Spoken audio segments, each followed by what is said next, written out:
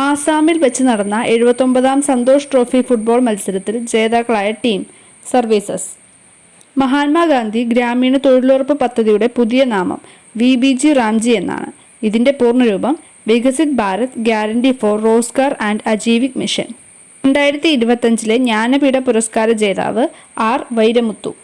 2026 the India AI impact ഉച്ചകോടിക്ക് വേദിയായ നഗരം ഡൽഹി. ദക്ഷിണേന്ത്യയിൽ ആദ്യമായി കണ്ണാടി പ്രതിഷ്ഠ നടത്തിയ സാമൂഹ്യ പരിഷ്കർത്താവ് വൈകുണ്ഠസ്വാമികൾ.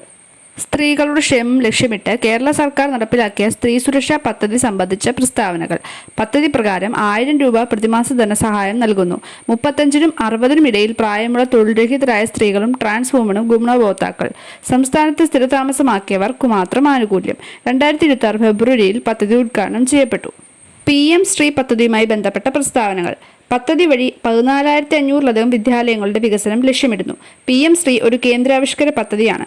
2023 ഈ പദ്ധതിക്ക് കേന്ദ്ര മന്ത്രിസഭ അംഗീകാരം നൽകിയത്. പ്രധാനമന്ത്രി സ്കൂൾസ് ഫോർ റൈസിംഗ് ഇന്ത്യ എന്നാണ് പദ്ധതിയുടെ പൂർണ്ണരൂപം. താഴെ പറയുന്നവരിൽ 2026 പത്മ പുരസ്കാര ജേതാക്കളിൽ ഉൾപ്പെടാത്ത മലയാളി ആരാണ്? ഉത്തരം MT വാസുദേവൻ നായർ. ഇന്ത്യയിൽ ഏറ്റവും കൂടുതൽ കാണപ്പെടുന്ന വനവിഭാഗം ഏതാണ്? ഉഷ്ണമേഖല ഇലപൊഴിയും കാടുകൾ. താഴെ പറയുന്നവരിൽ ദാദാസാഹേബ് ഫാൽക്കെ പുരസ്കാരം നേടിയിട്ടുള്ള മലയാളികൾ ആരില്ല? മോഹൻലാൽ, അടൂർ ഗോപാലകൃഷ്ണൻ.